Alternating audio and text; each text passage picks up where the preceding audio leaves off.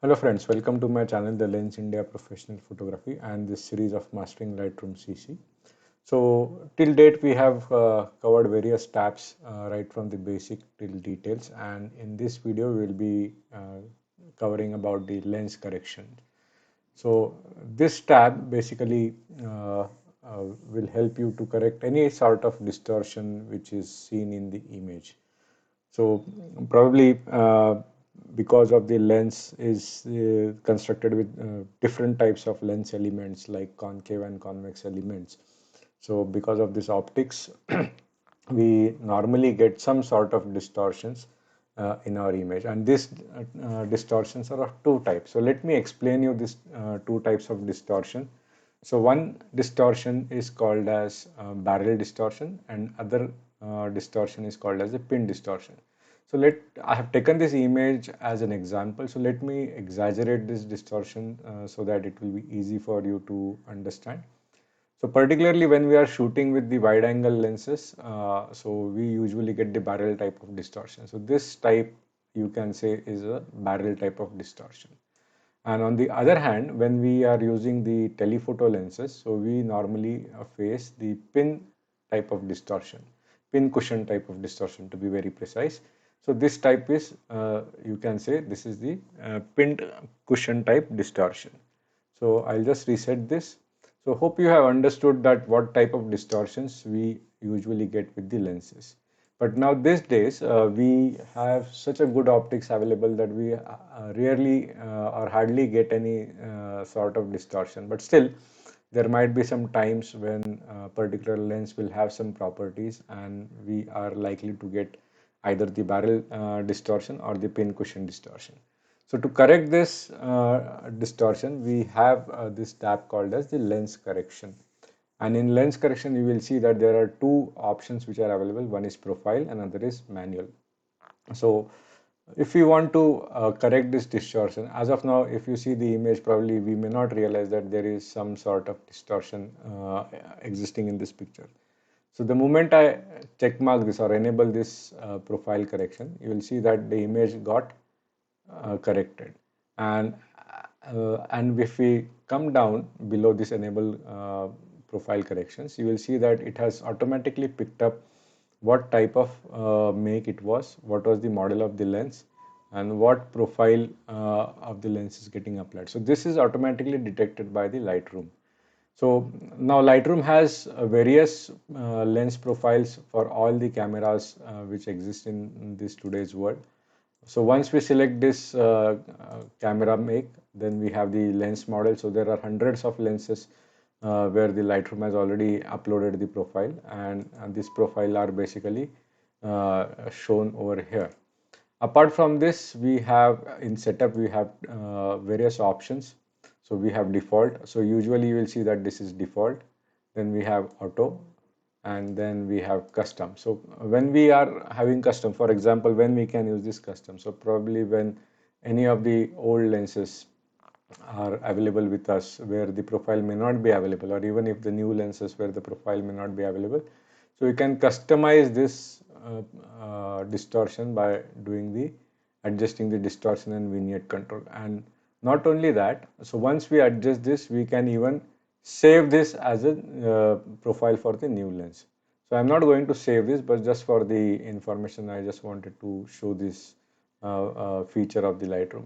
So usually it will be default, and when the camera will probably is used, which is where the profile is already available along with the lens, it will automatically pick up the lens details and apply that correction.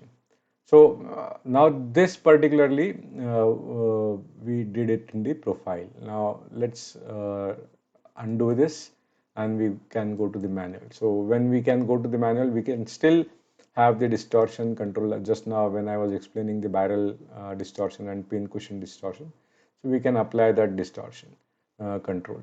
So now you can realize that when I'm applying that distortion control, you will see that there are some deletion of pixels which is happening. So you can see that we can see the white area where the image has started showing us when the pin cushion distortion was applied. So to get rid of this, if we click on the constraint crop, you will see that the distortion, that white, when the distortion correction was applied, that white portion has vanished. Now, for example, after doing this, when I again uncheck this constraint crop, there won't be any change now, but still the distortion is being shown over here. Now, suppose if you want to correct this after this distortion control has been applied and you feel that this particular distortion correction is not really up to the mark, what you can do is you can open the crop tool, you can reset it, and you can again press the alt or option key and reset this distortion. Then only the image will be again regained its original position. So this was about the first of all distortion control.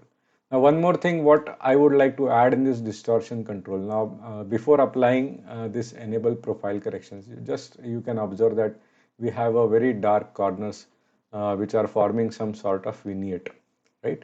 So when I check mark this or enable this profile correction, you can see that the corners are becoming brighter, right? So when they are when this enable profile corrections is check mark, so the black corners or the vignetting which is happening because of the lens property will also get corrected.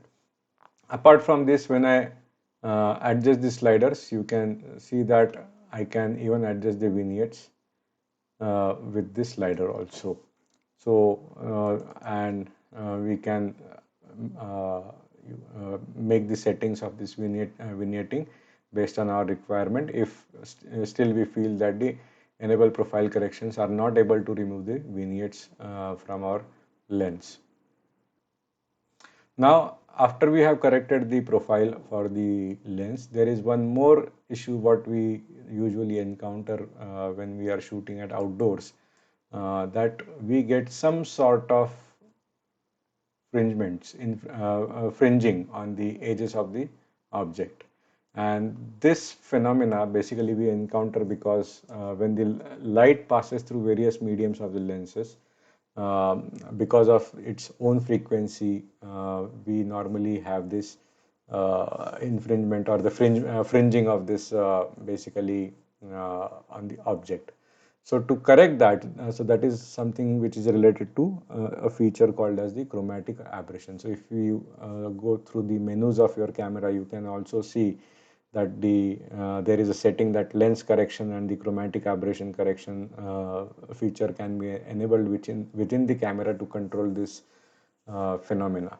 But still, although we are enabling those features in the camera, but still at times we may see that when we enlarge the image, you can see that there are certain times when you can see this greenish or purplish or bluish line based on the particular light density what we are shooting.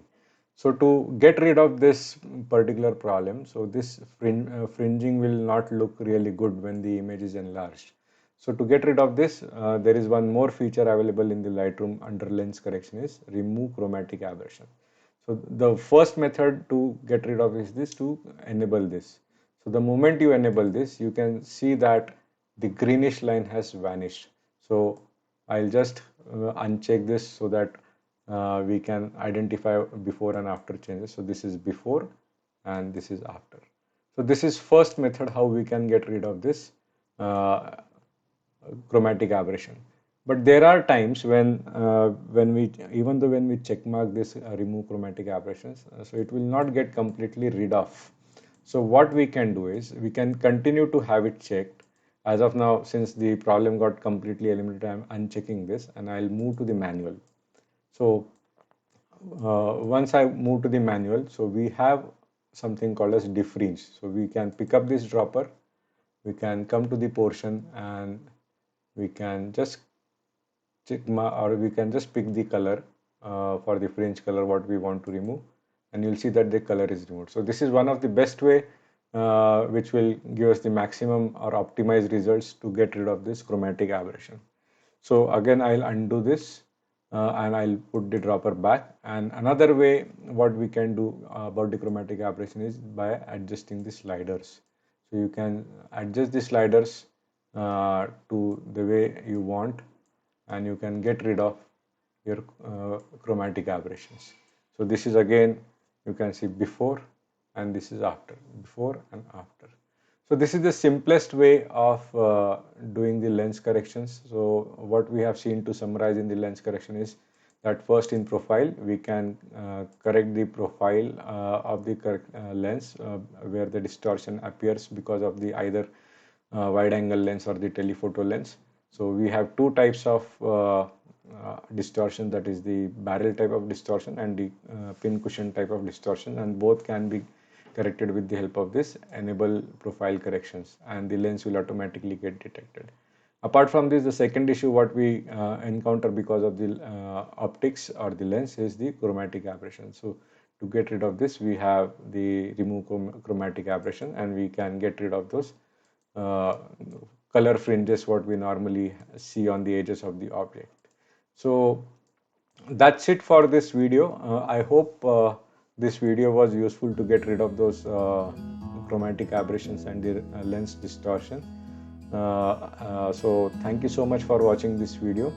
So stay tuned for our future videos, and if you have not subscribed the channel, I request you to subscribe channel and hit the bell icon so that whenever the new video is uploaded, you will get the notification. Once again, thank you so much, and bye for now.